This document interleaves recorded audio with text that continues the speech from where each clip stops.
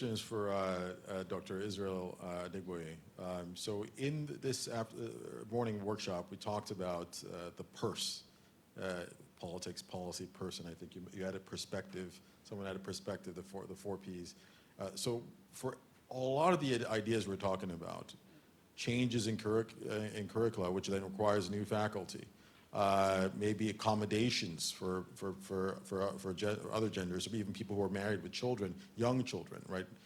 Maybe establishing, an extension school like there is here in Harvard to accommodate folks who have other living lifestyles, and maybe starting their university education a little later. At the International Finance Corporation, as part of World Bank, what policies or what considerations do you look into in determining how to disperse funds in these areas to close the gap, the financing gap for these universities? So in terms of the four Ps, and they're very, very valid challenges within these organizations, I will say that there has been more focus on actually getting the processes right, setting the foundation. And it's only more recently that we started talking about inclusivity, where we talk about, where we talk about gender, for instance. What's the female participation? How do we provide accommodations for not just students, but even leaders, because we have to see role models within those spaces for the students to be able to grow. We talked about first time, and this is data that we're just beginning to collect. So first we need to collect the data, understand the data, to then understand how best to intervene. Gender has been a conversation for a while. In Africa, I know we're beginning to build more in terms of the gender representation, and I think we've said a lot in that space now. So we're now being a bit more intentional about understanding in each situation where the gender gaps, and how do we respond to these gender gaps, how do we participate, how do we support the process. Another one is first-generation learners. I think that's not something that has come up a lot, and we don't even realize that there are support that are necessary that we overlook.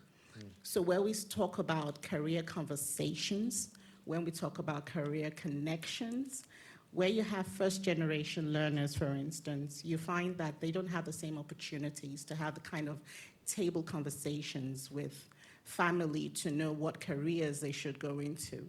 And then they come into the learning environment and we don't even have career services. And where career services does exist, they don't know they should go to career services. And you have that disconnect where they're in that space and they end up coming out not really having the tools to be able to navigate. And coming back to career connections, it's the same problem. They don't have the kind of connections that some of us have. A lot of people find that their first job might be through networking, someone you know. But these days, with social media, with technology, that opportunity to network is increasing. So when we have conversations, we also ask questions like, how many of your students within the first year have you supported, for instance, to create a LinkedIn account? How well do they know how to connect to people through those LinkedIn accounts? How many events have you supported, to bring employers into the workspaces, not just for career fairs, but to actually have career conversations with the students and make career connections with them as well. So these are areas that we're beginning to draw down the data, and there's a lot of interesting insights coming from it, where we're now having deeper conversations in how do we contribute to the purse. And I'll give a very interesting example where we talk about career services, for instance, a way of support. We traditionally think about it in terms of physical space. But we're now asking ourselves, should it be physical space? Because a lot of these tools can be delivered digitally. and you find that through the student journey, you have the opportunity to go through so many things that can be curated online, reach a wider variety of students, and then one-on-one probably comes in the third year. But for every student, they've had an opportunity to be supported, to be able to make the right connections with the labor market. What am I saying? So with us, our first focus has been to make sure that there has been better engagement with the labor market, because we've seen a lot of gaps in that space where people are coming out, they're not connecting to the job market. The employers are saying the students, we have to spend an average of 12 to 18 months just retraining them to be able to work. And one of the biggest areas has been transferable skills. I've heard many words for that: soft skills, power skills. It's been very interesting how we've kind of navigated, but it's the same thing. And the truth of it is, these conversations need to happen. We need to also be more intentional about how we engage with employers, how we engage with the labor market. So what we've seen are in the institutions, there are pockets of excellence where a department can really be engaging effectively, but you don't find that replicated across the institution, because there are no formal frameworks to actually engage industry in an intentional manner. And at the same time, there are no incentives to actually get it done.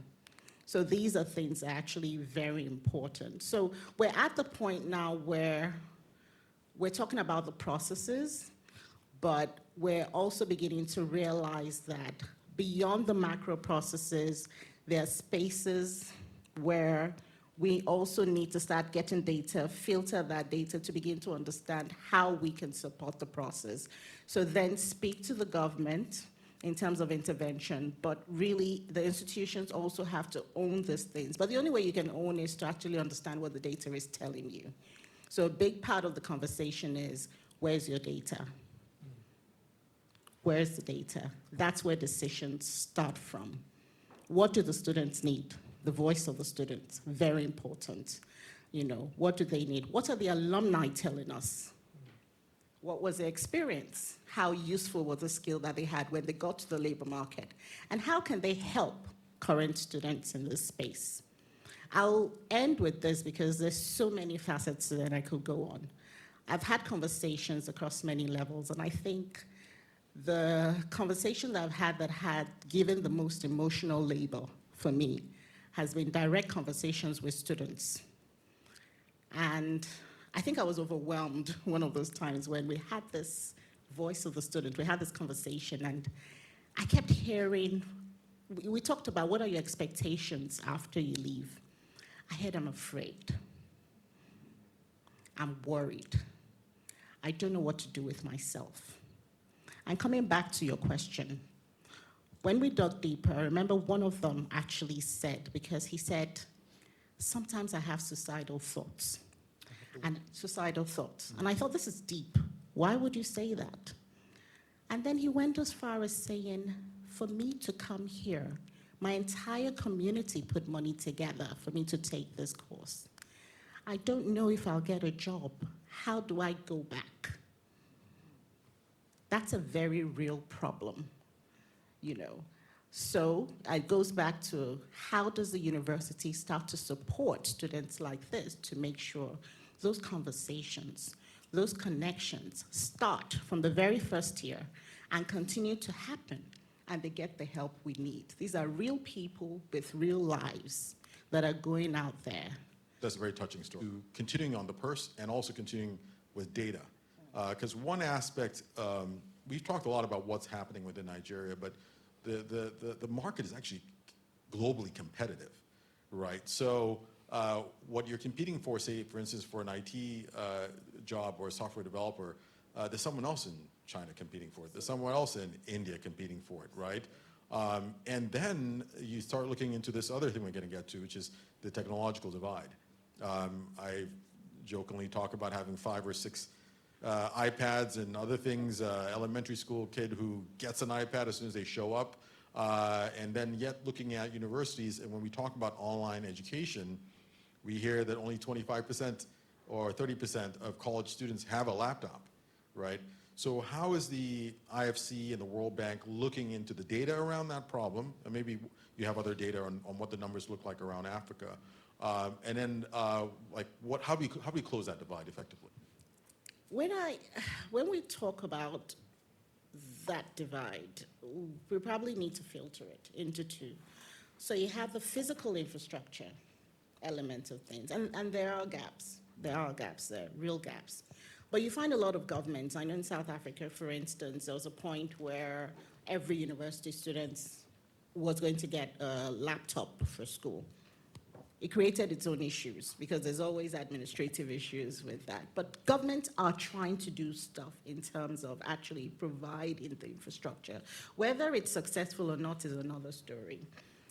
I would say, short answer to this is government probably needs to work more with other ecosystem players. And I think we've heard some of that in the room where we've said, public Wi-Fi hotspots provided for the community, or data packets, things like that. You have organizations too who provide maybe cheaper laptops and stuff. But you see, sometimes that's an easier problem to solve where there's a will to do that. You can throw money at that problem.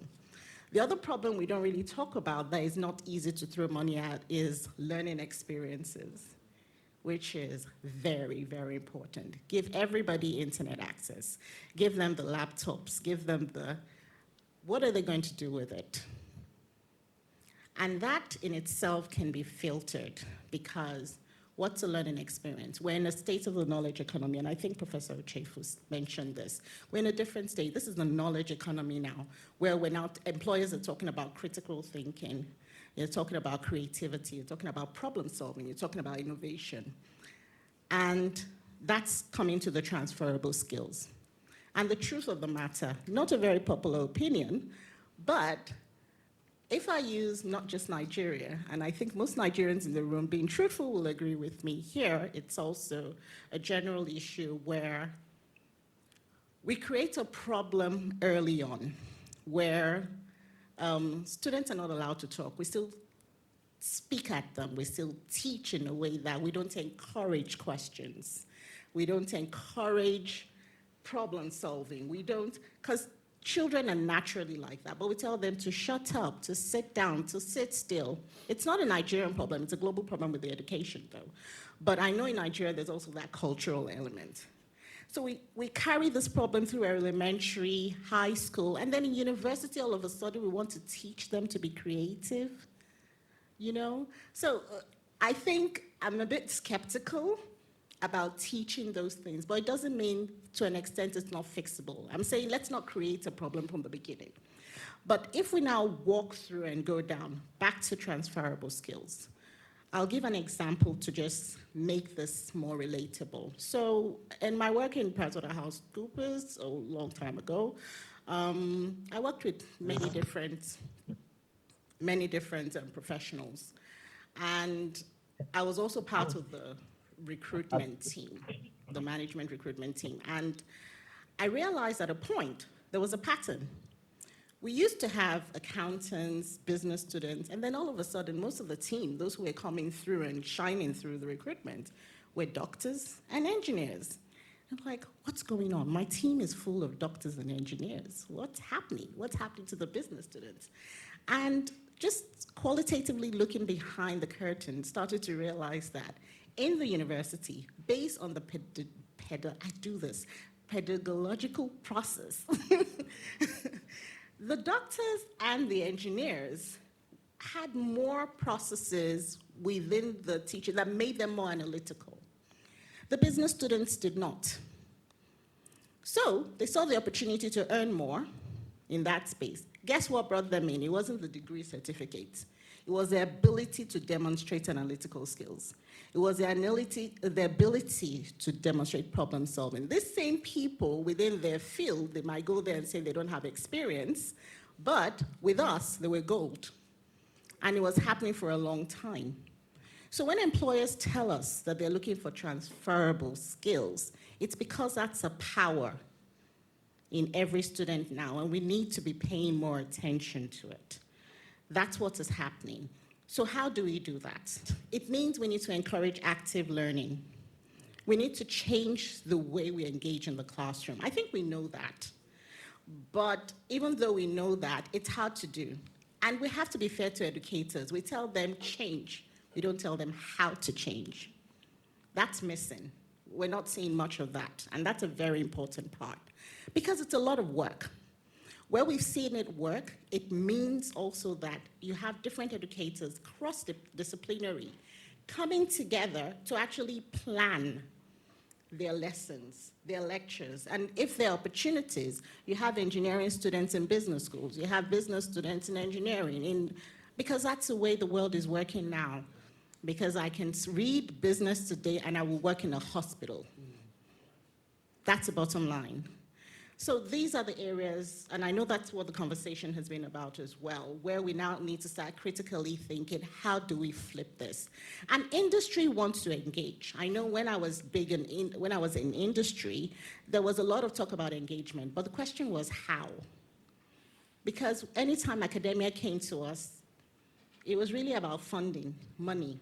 And it's the same thing with alumni. We don't take advantage of our alumni as agents of employability. We only go to them and ask for money. They can do so much more. They're the CEOs of tomorrow. They're the ones who are going to employ and hire. I am going to stop again here because I can go on.